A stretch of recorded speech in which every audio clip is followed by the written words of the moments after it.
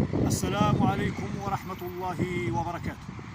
من هنا من مدينة آسفي بمناسبة الذكرى الخمسون على انطلاق المسيرة الخضراء، فكرة وإبداع الملك العبقري المغفور له حسن الثاني طيب الله ثراه، رغم التهميش والمناولات طرف المسؤولين تجاه رعايا أمير المؤمنين في هذه المدينة حضرة محي.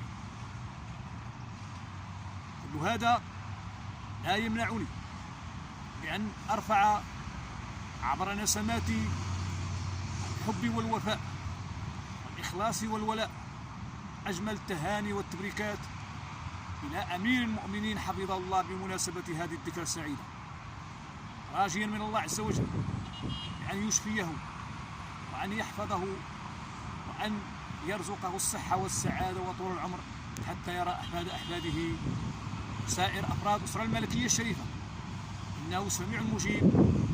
السلام عليكم ورحمة الله وبركاته. الله يبارك فيكم.